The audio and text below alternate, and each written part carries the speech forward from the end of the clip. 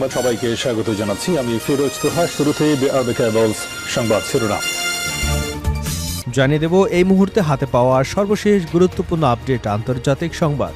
শুরুতেই থাকছে Lebanon Syria সীমান্তে ইসরায়েলি বিমান হামলা, নিহত 4। সোমবার ভোরে এ হামলা চালানো হয় বলে এক বিবৃতিতে এ তথ্য জানিয়েছে লেবাননের স্বাস্থ্য মন্ত্রণালয়। এবারে জানাবো ইরানের পরমাণু ইস্যুতে কঠিন যে শর্ত দিল দখলদার ইসরায়েল। জেনেভায় যুক্তরাষ্ট্র ইরানের মধ্যে দ্বিতীয় দফা পরমাণু আলোচনার প্রস্তুতি চলাকালীন ইসরায়েলি প্রধানমন্ত্রী বেনয়ামিন নেতানিয়াহু তেহরানের পারমাণবিক কর্মসূচি পুরোপুরি বন্ধ করবার দাবি জানিয়েছেন। এদিকে খামেনির সরকার পরিবর্তনে চাপ সৃষ্টির কৌশল ডোনাল্ড ট্রাম্পের। ইরানের সরকারের পরিবর্তনের চেষ্টা বারবার করেছে যুক্তরাষ্ট্র। বিশেষ করে ডোনাল্ড ট্রাম্প যুক্তরাষ্ট্রের ক্ষমতায় আসার পর 2 মেয়াদেই ইরানের বিক্ষোভ উস্কে দিয়েছে। সম্প্রতি মার্কিন ট্রেজারি সেক্রেটারি স্কট বেসেন্ট কংগ্রেসে স্বীকার করেন যে ইরানের কৌশলে ডলার সংকট সৃষ্টি করা হয়েছিল, যাতে সাধারণ মানুষ রাস্তায় নেমে আসে, বিক্ষোভ শুরু করে এবং খামেনি সরকারের পতন ঘটে। জানিয়ে দেব গাজার জন্য $500 কোটি সহায়তার প্রতিশ্রুতি আসবে শান্তি পরিষদ থেকে। মার্কিন প্রেসিডেন্ট ডোনাল্ড ট্রাম্প বলেছেন, শান্তি পরিষদের সদস্য দেশগুলো আগামী বৃহস্পতিবারের বৈঠকে গাজার পুনর্গঠন, মানবিক সহায়তার জন্য $500 কোটি বেশি অর্থ সহায়তার প্রতিশ্রুতি দেবে। এদিকে যুক্তরাষ্ট্রের কাছ থেকে সরে যাচ্ছে ইউরোপ এখন নিজেদের প্রতিরক্ষা শক্তি বাড়ানোর দিকে বেশি গুরুত্ব দিচ্ছে, কারণ তারা আর পুরোপুরি যুক্তরাষ্ট্রের উপর নির্ভর করতে চায় না। সম্প্রতি ডোনাল্ড ট্রাম্প গ্রিনল্যান্ড যুক্তরাষ্ট্রের দখলে নেবার আগ্রহ দেখানোর পর ইউরোপ জুড়ে নতুন করে উদ্বেগ তৈরি হয়েছে। এতে ন্যাটো জোটের ভবিষ্যৎ নিয়েও প্রশ্ন উঠেছে। এবং সর্বশেষ জানাবো, দেশ ছাড়ার সময় ইউক্রেনের সাবেক জ্বালানি মন্ত্রী গ্রেপ্তার, আসছে দুর্নীতির গুরুতর অভিযোগ। রাশিয়ার সঙ্গে যুদ্ধরত ইউক্রেনের সাবেক জ্বালানি মন্ত্রী হারামান হালুচেস্কো গ্রেপ্তার হয়েছেন। দেশ ছাড়ার সময় সীমান্ত থেকে তাকে গ্রেপ্তার করবার কথা জানিয়েছে ইউক্রেনের ন্যাশনাল অ্যান্টি কারাপশন ব্যুরো। দুর্নীতির গুরুতর অভিযোগ মাথায় নিয়ে হারামান গত নভেম্বরে জ্বালানি মন্ত্রীর পদ ছেড়েছিলেন। এতক্ষণ শুনছিলেন সংবাদ শিরোনাম, এবার থাকছে বিস্তারিত সংবাদ। প্রিয় দর্শক, আপনি যদি এই চ্যানেলে নতুন হয়ে থাকেন, ভিডিওটি দেখতে দেখতে চ্যানেলটি সাবস্ক্রাইব করে আমাদের সঙ্গে থাকুন। আর এই ভিডিও সম্পর্কে আপনি আপনার মূল্যবান মতামতটি কমেন্ট বক্সে জানিয়ে দিন, আর ভিডিওটি শেয়ার করে আপনার বন্ধুদের মাঝে ছড়িয়ে দিন।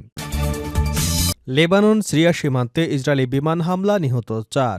লেবানন সিরিয়া সীমান্তের কাছে একটি গাড়িতে চালানো ইসরায়েলি বিমান হামলায় অন্তত 4 জন নিহত হয়েছেন। সোমবার ভোরে এ হামলা চালানো হয় বলে এক বিবৃতিতে এ তথ্য জানিয়েছে লেবাননের স্বাস্থ্য মন্ত্রণালয়। লেবাননের রাষ্ট্রীয় বার্তা সংস্থা জানিয়েছে, নিহতদের একজন সিরীয় নাগরিক খালেদ মোহাম্মদ আল আহমদ। এদিকে ইসরায়েলি সামরিক বাহিনী এ হামলার কথা স্বীকার করেছে। সামাজিক যোগাযোগ মাধ্যম এক্সে দেওয়া এক পোস্টে তারা দাবি করেছে, লেবাননে ফিলিস্তিনি ইসলামিক জিহাদ এর সদস্যদের লক্ষ্য করে এ হামলা চালানো হয়েছে। তবে দাবির পক্ষে কোনো প্রমাণ তারা দেয়নি। ইসরায়েলি বাহিনী আরও জানায়, লেবাননের মাজদাল আনজার এলাকায় এ হামলা চালানো হয়। এ বিষয়ে পিআইজের পক্ষ থেকে তাৎক্ষণিক কোনো মন্তব্য পাওয়া যায়নি। পিআইজে হল দখলকৃত ফিলিস্তিনি ভূখণ্ডভিত্তিক একটি সশস্ত্র গোষ্ঠী, যারা গাজায় হামাসের সঙ্গে মিলে একটি স্বাধীন ফিলিস্তিনি রাষ্ট্র প্রতিষ্ঠার লক্ষ্যে লড়াই করছে। তারা লেবাননের সশস্ত্র গোষ্ঠী হিজবুল্লাহর মিত্র। 2023 সালে গাজায় ইসরায়েলের যুদ্ধ শুরুর পর ফিলিস্তিনিদের সমর্থনে হিজবুল্লাহর উপর ইসরায়েলের হামলা শুরু হয়। 2024 সালের নভেম্বরে ইসরায়েল এবং হিজবুল্লাহ যুদ্ধবিরতিতে সম্মত হলেও যুক্তরাষ্ট্রের মধ্যস্থতায় হওয়া ওই সমঝোতা সত্ত্বেও ইসরায়েলি বাহিনী লেবাননে প্রায় প্রতিদিনই হামলা চালিয়ে যাচ্ছে। জাতিসংঘের তথ্য অনুযায়ী শত্রুতা বন্ধে সম্মত হবার পর 1 বছরে ইসরায়েলি বাহিনী 10,000-এরও বেশি বিমান এবং স্থল হামলা চালিয়েছে। জাতিসংঘের মানবাধিকার দপ্তর গত নভেম্বরে জানিয়েছে, যুদ্ধবিরতির পর ইসরায়েলি হামলায় অন্তত 108 জন বেসামরিক নিহত হবার তথ্য তারা যাচাই করেছে। নিহতদের মধ্যে অন্তত 21 জন নারী এবং 16 জন শিশু রয়েছে। ইরানের পরমাণু ইস্যুতে কঠিন যে শর্ত দিল দখলদার ইসরায়েল। জেনেভায় যুক্তরাষ্ট্র এবং ইরানের মধ্যে দ্বিতীয় দফায় পরমাণু আলোচনার প্রস্তুতি চলাকালীন ইসরায়েলি প্রধানমন্ত্রী বেনয়ামিন নেতানিয়াহু তেহরানের পারমাণবিক কর্মসূচি পুরোপুরি বন্ধ করবার দাবি জানিয়েছেন। রোববার 15 ফেব্রুয়ারি মেজর আমেরিকান ইহুদি সংস্থাগুলোর বার্ষিক সম্মেলনে দেওয়া ভাষণে তিনি স্পষ্ট করেন, যে কোনো সম্ভাব্য চুক্তির ক্ষেত্রে ইরানকে তার সমৃদ্ধ ইউরেনিয়াম সরিয়ে নিতে হবে এবং ইউরেনিয়াম সমৃদ্ধকরণের ব্যবহৃত সমস্ত অবকাঠামো এবং সরঞ্জাম ধ্বংস করতে হবে। নেতানিয়াহুর মতে শুধুমাত্র সমৃদ্ধকরণ প্রক্রিয়া বন্ধ করাই যথেষ্ট নয়, বরং সমৃদ্ধকরণের সক্ষমতাই উপড়ে ফেলতে হবে। ইসরায়েলি প্রধানমন্ত্রী আরও জোর দিয়ে বলেন, যে কোনো চুক্তিতে ইরানের ব্যালিস্টিক ক্ষেপণাস্ত্র ইস্যুটির সমাধান থাকতে হবে এবং দেশটির পারমাণবিক পারমাণবিক কর্মসূচির উপর অত্যন্ত কঠোর ও কার্যকর আন্তর্জাতিক পরিদর্শন ব্যবস্থা চালু করতে হবে। গত সপ্তাহে হোয়াইট হাউসের মার্কিন প্রেসিডেন্ট ডোনাল্ড ট্রাম্পের সাথে তার ৭ম বৈঠকের পর তিনি এই প্রথম জনসমক্ষে এ বিষয়ে মুখ খুলেছেন। যদিও ট্রাম্প ইরানের সাথে একটি চুক্তিতে পৌঁছানোর বিষয়ে আশাবাদী এবং আলোচনা চালিয়ে যাবার পক্ষে, তবে নেতানিয়াহুর এমন কোনো ভালো চুক্তি হওয়া সম্ভব কিনা তা নিয়ে সংশয় প্রকাশ করেছেন। সংবাদ মাধ্যমের তথ্য, ট্রাম্প এবং নেতানিয়াহু ইরানের উপর অর্থনৈতিক চাপ, বিশেষ করে চীনের কাছে তাদের তেল বিক্রির উপর কাঠামো নিষেধাজ্ঞা আরোপের বিষয়টিতে একমত হয়েছেন। তবে ইরান বরাবরই পারমাণবিক অস্ত্র তৈরির অভিযোগ অস্বীকার করে আসছে। তেহরান জানিয়েছে তারা অর্থনৈতিক নিষেধাজ্ঞা প্রত্যাহারের বিনিময়ে তাদের পারমাণবিক কর্মসূচিতে কিছু সীমাবদ্ধতা আরোপ নিয়ে আলোচনা করতে প্রস্তুত থাকলেও ক্ষেপণাস্ত্র ইস্যুকে এই আলোচনার অন্তর্ভুক্ত করতে নারাজ।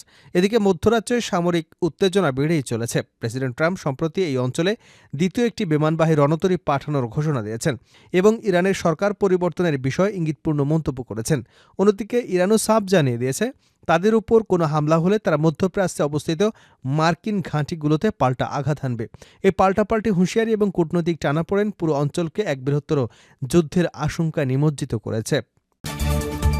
খামেনেয়ি সরকার পরিবর্তনে চাপ সৃষ্টির কৌশল ডোনাল্ড ট্রাম্পের। ইরানের সরকার পরিবর্তনের চেষ্টা বারবার করেছে যুক্তরাষ্ট্র। বিশেষ করে ডোনাল্ড ট্রাম্প যুক্তরাষ্ট্রের ক্ষমতায় আসার পর ২ মেয়াদেই ইরানের বিক্ষোভ উস্কে দেওয়া হয়েছে। সম্প্রতি মার্কিন ট্রেজারি সেক্রেটারি স্কট বেসেন্ট কংগ্রেসে স্বীকার করেন ইরানে কৌশলে ডলার সংকট সৃষ্টি করা হয়েছিল যাতে মানুষ বিক্ষোভে রাস্তায় নেমে আসেন।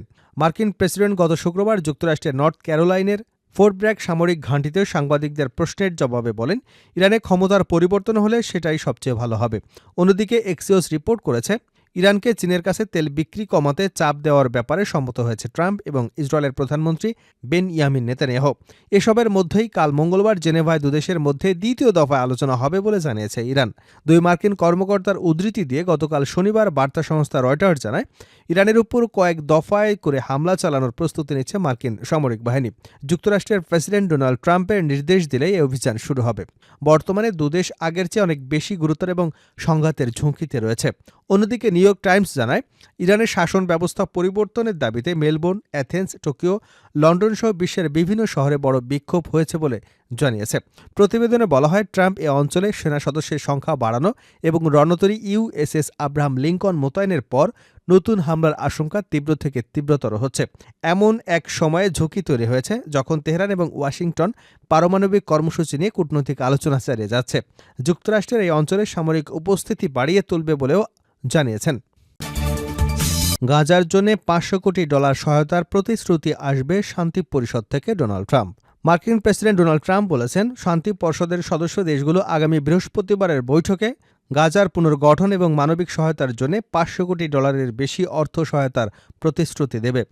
রোববার নিজের সামাজিক যোগাযোগ মাধ্যম ট্রুথ সোশ্যালে এক পোস্টে ট্রাম্প লেখেন, সদস্য রাষ্ট্রগুলো ফিলিস্তিনি এই ভূখণ্ডে স্থায়ী পুলিশ গড়ার জন্য জাতিসংঘ অনুমোদিত একটি আন্তর্জাতিক বাহিনী গঠনে হাজারো কর্মী দেওয়ার প্রতিশ্রুতিও দিয়েছে। মার্কিন প্রেসিডেন্ট জানান, আগামী বৃহস্পতিবার শান্তি পরিষদের প্রথম আনুষ্ঠানিক বৈঠক অনুষ্ঠিত হবে। বৈঠক হবে ডোনাল্ড ট্রাম্প জেস্টাম ইনস্টিটিউট অব পিসে। সম্প্রতি এটি মার্কিন প্রেসিডেন্টের নামে নামকরণ করা হয়েছে। রাষ্ট্রপ্রধান সহ 20টিরও বেশি দেশের প্রতিনিধি দল শান্তি পর্ষদের সম্মেলনে অংশ নেবেন বলে আশা করা হচ্ছে। দেশ ছাড়ার সময় ইউক্রেনের সাবেক জ্বালানি মন্ত্রী গ্রেপ্তার, আসছে দুর্নীতির গুরুতর অভিযোগ। রাশিয়ার সঙ্গে যুদ্ধরত ইউক্রেনের সাবেক জ্বালানি মন্ত্রী হারমান হালুসচেস্কো গ্রেপ্তার হয়েছেন। দেশ ছাড়ার সময় সীমান্ত থেকে তাঁকে গ্রেপ্তার করার কথা জানিয়েছে ইউক্রেনের ন্যাশনাল অ্যান্টি করাপশন ব্যুরো। দুর্নীতির গুরুতর অভিযোগ মাথায় নিয়ে হারমান গত নভেম্বর জ্বালানি মন্ত্রী পরিষদ পদ ছেড়েছিলেন।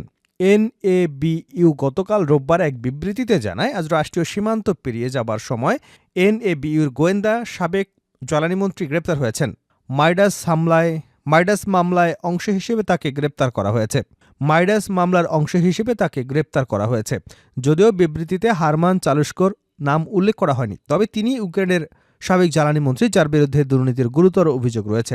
গত বছরের নভেম্বরে পদত্যাগ করেছেন তিনি।